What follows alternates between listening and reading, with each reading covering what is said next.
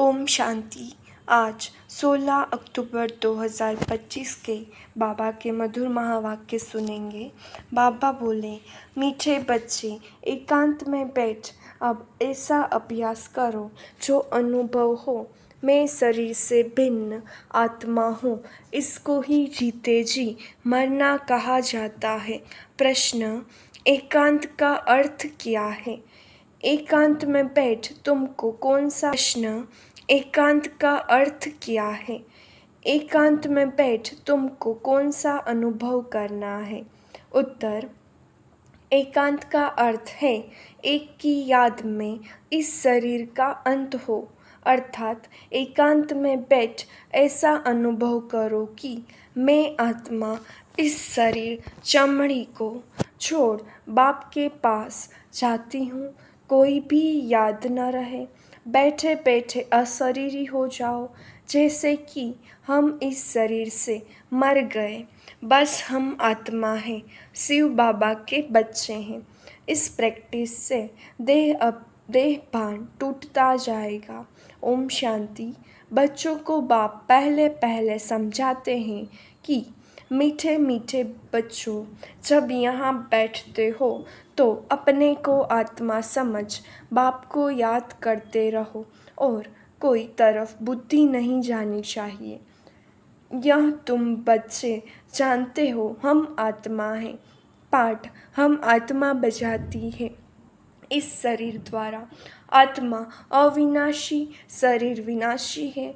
तो तुम बच्चों को देही अभिमानीपन बाप की याद में रहना है।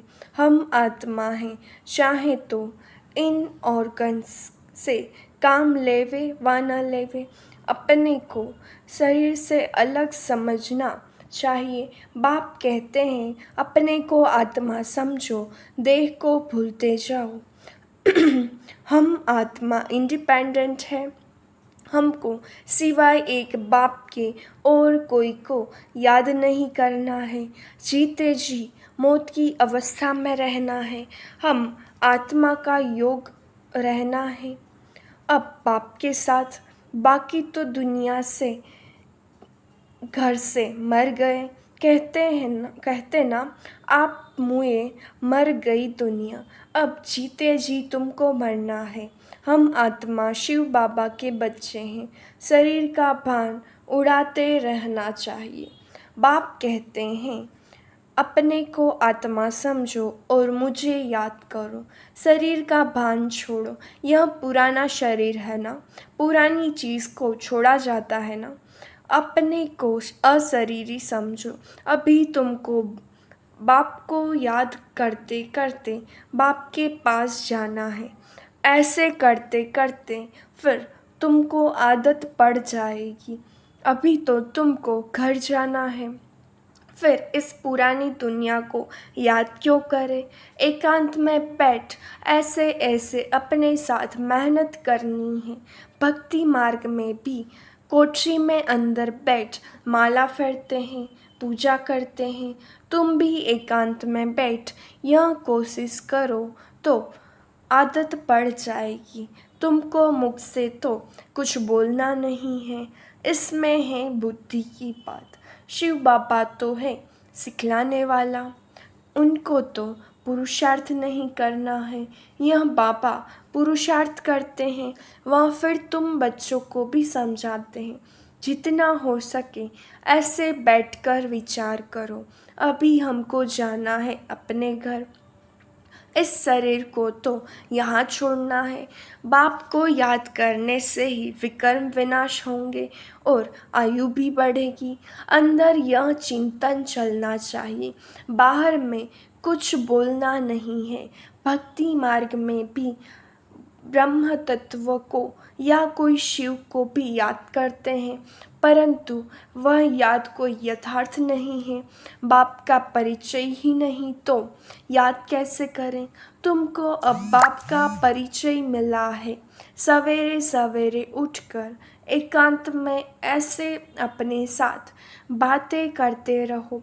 विचार सागर मंथन करो, बाप को याद करो। बाबा, हम अभी आया आपकी सच्ची गोद में। वह है रूहानी गोद। तो ऐसे ऐसे अपने साथ बातें करनी चाहिए। बाबा आया हुआ है। बाबा कल्प कल्प आकर हमको राजयोग सिखलाते हैं। बाप कहते हैं मुझे याद करो और चक्र को याद करो। स्वदर्शन चक्रधारी बनना है। बाप में ही सारा ज्ञान है ना चक्र का। वह फिर तुमको देते हैं। तुमको त्रिकालदर्शी बना रहे हैं। तीनों कालों अर्थात आदि मध्य अंत को तुम जानते हो। बाप भी है परम आत्मा। उनको शरीर तो है नहीं। अभी इस शरीर में बैठ तुमको समझाते हैं। यह वंडरफुल बात है।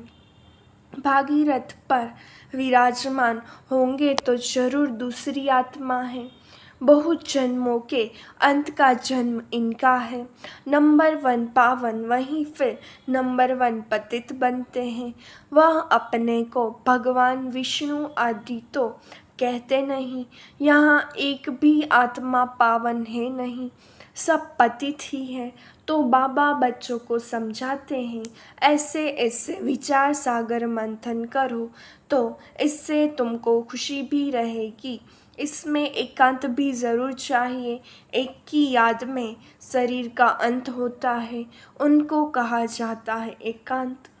यह चमड़ी छूट जाएगी। सन्यासी भी ब्रह्म की याद में व तत्व की याद में रहते हैं। यो उस याद में रहते रहते शरीर का भान छूट जाता है। बस हमको ब्रह्म में लीन होना है। ऐसे बैठ जाते हैं। तपस्या में बैठे बैठे शरीर छोड़ देते हैं। भक्ति में तो मनुष्य बहुत धक्के खाते हैं। इसमें धक्के खाने की बात नहीं। याद में ही रहना है। पिछाड़ी में कोई याद न रहे। गृहस्थ व्यवहार में तो रहना ही है, बाकी टाइम निकालना है। स्टूडेंट को पढ़ाई का शौक होता है ना। यह पढ़ाई ही अपने को आत्मा न समझने से बाप टीचर गुरु को सब भूल जाते हैं। एकांत में बैठ ऐसे ऐसे विचार करो। गृहस्थी घर में तो वाइब्रेशन ठीक नहीं रहता है। अगर अलग प्रबंध है तो एक कोठरी में एकांत में बैठ जाओ। माताओं को तो दिन में भी टाइम मिलता है। बच्चे आदि स्कूल में चले जाते हैं। जितना टाइम मिले यहीं कोशिश करते रहो। तुमको तो एक घर है। बाप को तो कितने ढेर के ढेर दुकान हैं और ही वृद्धि होती जाएगी। मनुष्यों को तो धंधे आदि की चिंता होती है तो नींद भी फिट जाती है। यह व्यापार भी है ना। कितना बड़ा सर्राफ है, कितना बड़ा मट्टा सट्टा करते हैं। पुराने शरीर आदि लेकर नया देते हैं। सबको रास्ता बताते हैं। यह भी धंधा उनको करना है। यह व्यापार तो बहुत बड़ा है। व्यापारी को व्यापार का ही ख्याल रहता है। बाबा ऐसे ऐसे प्रैक्टिस करते हैं, फिर बतलाते हैं ऐसे ऐसे करो। जितना तुम बाप की याद में रहेंगे तो स्वतः ही नींद फिट जाएगी। कमाई में आत्मा को बहुत मज़ा आएगा। कमाई के लिए मनुष्य रात में भी जागते हैं। सीज़न में सारी रात भी दुकान खुला रहता है। तुम्हारी कमाई रात को और सवेरे को बहुत अच्छी होती होगी। स्वदर्शन चक्रधारी बनेंगे, त्रिकालदर्शी बनेंगे। 21 जन्म के लिए धन इकट्ठा करते हैं। मनुष्य साहूकार बनने के लिए पुरुषार्थ करते हैं। तुम भी बाप को याद करेंगे तो विकर्म विनाश होंगे, बल मिलेगा। याद की यात्रा पर नहीं रहेंगे तो बहुत घाटा पड़ जाएगा, क्योंकि सिर पर पापों का बोझा बहुत है। अब जमा करना है, एक को याद करना है और त्रिकालदर्शी बनना है। यह अविनाशी धन आधा कल्प के लिए इकट्ठा करना है। यह तो बहुत वैल्यूएबल है। विचार सागर मंथन कर रत्न निकालने हैं। बाबा जैसे खुद करते हैं, बच्चों को भी युक्ति बतलाते हैं। कहते हैं बाबा माया के तूफान बहुत आते हैं। बाबा कहते हैं जितना हो सके अपनी कमाई करनी है, यही काम आनी है। एकांत में बैठ बाप को याद करना है। फुर्सत है तो सर्विस भी मंदिरों आदि में बहुत कर सकते हो। पैच जरूर लगा रहे, सब समझ जाएंगे यह रूहानी मिलिट्री है। तुम लिखते भी हो हम स्वर्ग की स्थापना कर रहे हैं। आदि सनातन देवी देवता धर्म था, अब नहीं है, जो फिर स्थापन करते हैं। यह लक्ष्मी नारायण एम ऑब्जेक्ट है ना। कोई समय यह ट्रांसलाइट का चित्र बैटरी सहित उठाकर परिक्रमा देंगे और सबको कहेंगे यह राज्य हम स्थापन कर रहे हैं। यह चित्र सबसे फर्स्ट क्लास है। यह चित्र बहुत नामी ग्रामी हो जाएगा। लक्ष्मी नारायण सिर्फ एक तो नहीं थे, उन्हों की राजधानी थी ना। यह स्वराज्य स्थापन कर रहे हैं। अब बाप कहते हैं मन मना भव, बाप को याद करो तो विकर्म विनाश होंगे। कहते हैं हम गीता का सप्ताह मनाएंगे। यह सब प्लेन कल पहले मुहाफिक बन रहे हैं। परिक्रमा में यह चित्र लेना पड़े, इनको देखकर सब खुश होंगे। तुम कहेंगे बाप को और वर्षे को याद करो, मन मना भव। यह गीता के अक्षर है ना। भगवान शिव बाबा है, वह कहते हैं मुझे याद करो तो विकर्म विनाश हो। 84 के चक्र को याद करो तो यह बन जाएंगे। लिटरेचर भी तुम सौगात देते हो। शिव बाबा का भंडारा तो सदा भरपूर है, आगे चलकर बहुत सर्विस होगी। एम ऑब्जेक्ट कितनी क्लियर है। एक राज्य एक धर्म था, बहुत साहूकार थे। मनुष्य चाहते हैं एक राज्य एक धर्म हो। मनुष्य जो चाहते हैं सो अब आसार दिखाई पड़ते हैं। फिर समझेंगे यह तो ठीक कहते हैं। 100% पवित्रता सुख शांति का राज्य फिर से स्थापन कर रहे हैं। फिर तुमको खुशी भी रहेगी। याद में रहने से ही तीर लगेगा। शांति में रह, थोड़े अक्षर ही बोलने हैं, जास्ती आवाज़ नहीं। गीत कविताएं आदि कुछ भी बाबा पसंद नहीं करते। बाहर वाले मनुष्यों से रीस नहीं करनी है। तुम्हारी बात ही और है, अपने को आत्मा समझ बाप को याद करना है बस। स्लोगन भी अच्छे हों जो मनुष्य पढ़कर जागे। बच्चे वृद्धि को पाते रहते हैं, खजाना तो भरपूर रहता है। बच्चों का दिया हुआ फिर बच्चों के काम में ही आता है।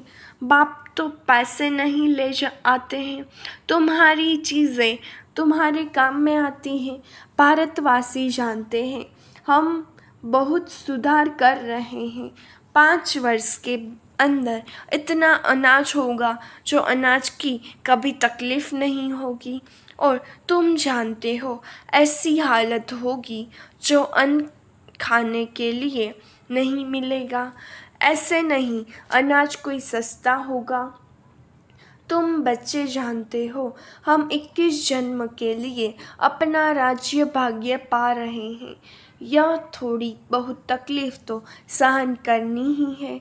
कहा जाता है खुशी जैसी खुराक नहीं। अतीन्द्रिय सुख गोप गोपियों का गाया हुआ है। ढेर बच्चे हो जाएंगे, जो भी सैपलिंग वाले होंगे वह आते जाएंगे। झाड़ यहाँ ही बढ़ना है ना। स्थापना हो रही है और धर्मों में ऐसा नहीं होता है। वह तो ऊपर से आते हैं, यह तो जैसे कि झाड़ स्थापन हुआ ही पड़ा है। इसमें फिर नंबरवार आते जाएंगे, वृत्ति को पाते जाएंगे। तकलीफ़ कुछ नहीं, उन्हों को तो ऊपर से आकर पाठ बजाना ही है। इसमें महिमा की क्या बात है। धर्म स्थापक के पिछाड़ी आते रहते हैं, वह शिक्षा क्या देंगे सद्गति की। कुछ भी नहीं। यहाँ तो बाप भविष्य देवी देवता धर्म की स्थापना कर रहे हैं।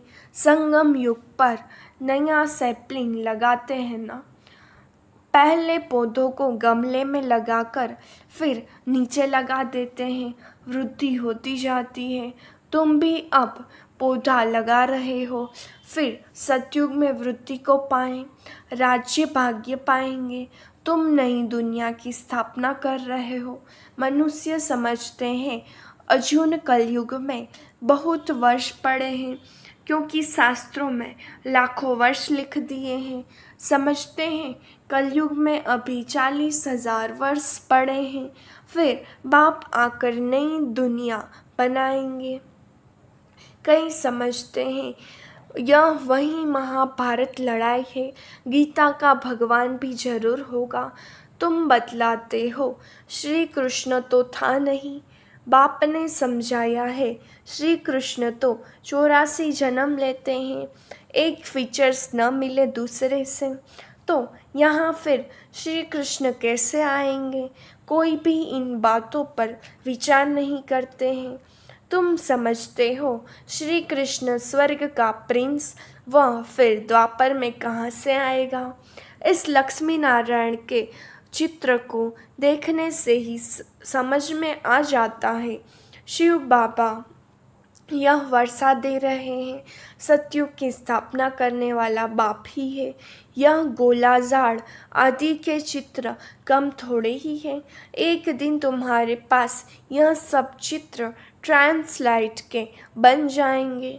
फिर सब कहेंगे हमको ऐसे चित्र ही चाहिए। इन चित्रों से फिर विहंग मार्ग की सर्विस हो जाएगी। तुम्हारे पास बच्चे इतने आएंगे जो फुर्सत नहीं रहेगी, ढेर आएंगे, बहुत खुशी होगी। दिन प्रतिदिन तुम्हारा फोर्स बढ़ता जाएगा। ड्रामा अनुसार जो फूल बनने वाले होंगे उनको टच होगा।